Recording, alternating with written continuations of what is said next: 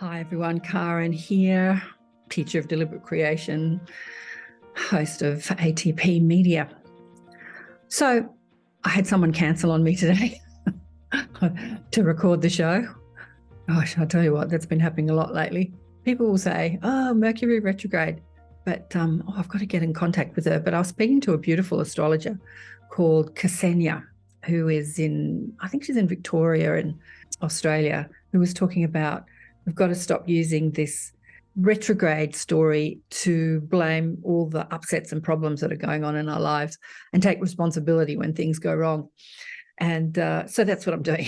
I'm taking responsibility for things going awry today. And I thought I would talk with you about healing. So many of us are on an ascension journey, a healing journey, looking into our subconscious programming and looking at how that runs our life. We come into this world as sparks of pure positive energy, born into the baby body. What do we carry with us? Do we carry past life beliefs with us? Do we pick them up on our physical trail? Do we pick them up from our parents? Even before we get here, are we picking up limiting thoughts and beliefs about who we are? Does the DNA structure of our body limit us into knowing who we truly are as an extension of the source? Well, all of that is true, and all of that is not true according to what you want to achieve and your soul's intention in this lifetime. But many of you, I know, are on a healing journey. You look into your lives and you say, I want to change my life and I want to heal and I want to feel better. And it can be incredibly simple, or it can be incredibly complicated, depending on how you look at it.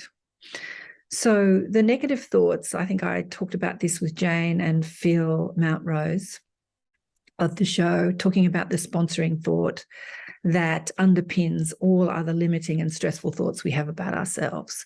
And that is that separation to who we are as an extension of the source, as God.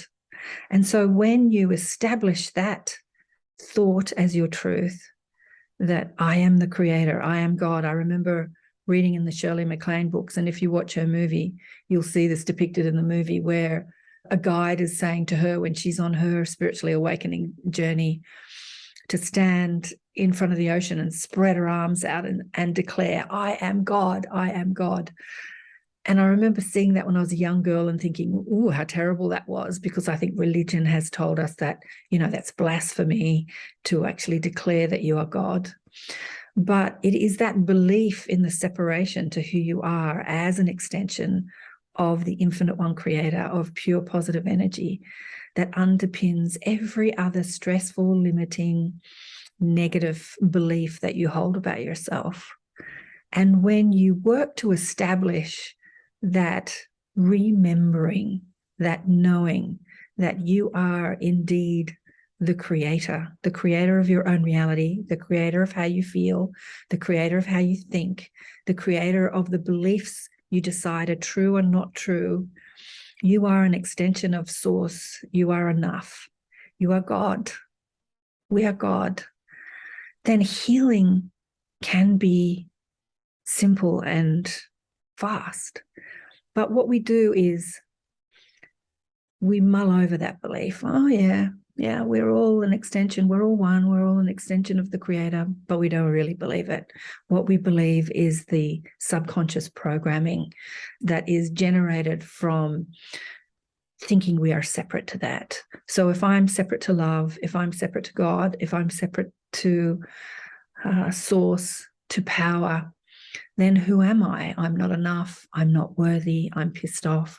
I'm angry. And we start, in order to overcome that, we start judging others.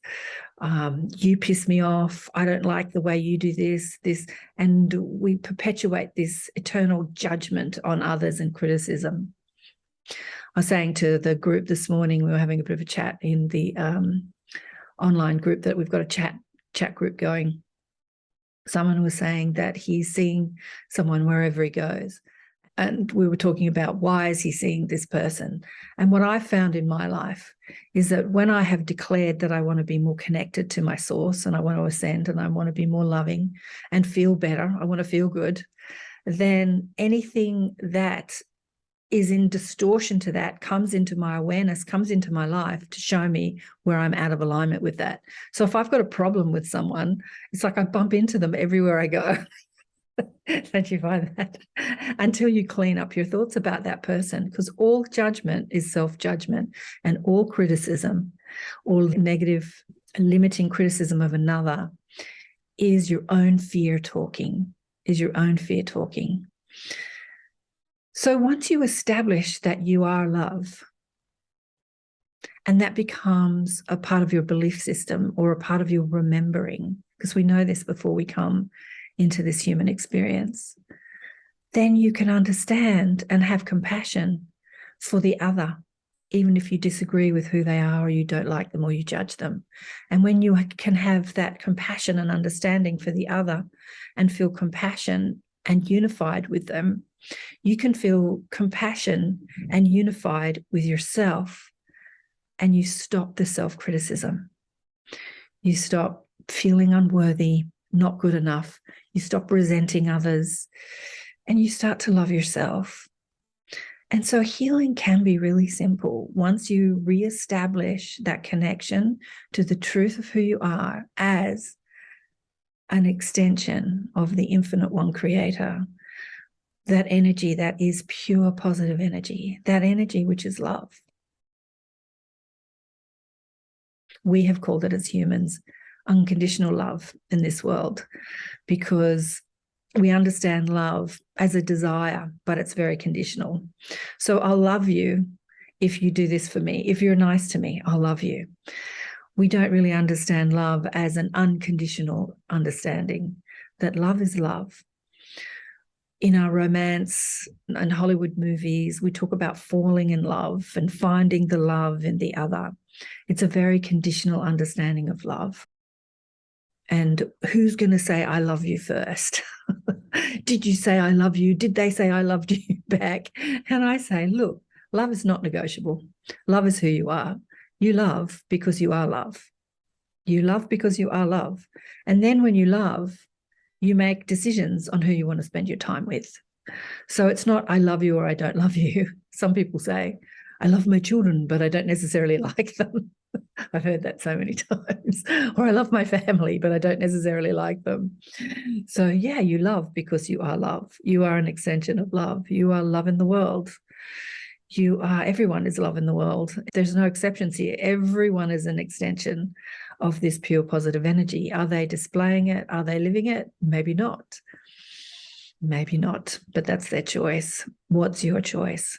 So love is not negotiable. You are love. And once you decide that you love and you are loved, then you decide who you want to spend your time with. Healing can be simple. Reestablish that, remembering that you are an extension of the source. As Shirley MacLaine told me all those years ago, or her guide telling her in the book, I am God. What is God to you? Or I am love, or I am source, or I am powerful. I am the creator. You are the creator. You are the creator of your world, and your world exists within how you perceive this world. How are you thinking about yourself? How are you thinking about others? This is your world. We think that the world is happening outside of us. The world is happening inside of us. It is our judgments, our criticisms, our opinions, our thoughts, and our feelings on what we experience, how we experience ourselves, how we experience others, how we experience what we witness in our news, on media, on social media. We're bumping up against energies, and then we're deciding what we think about it.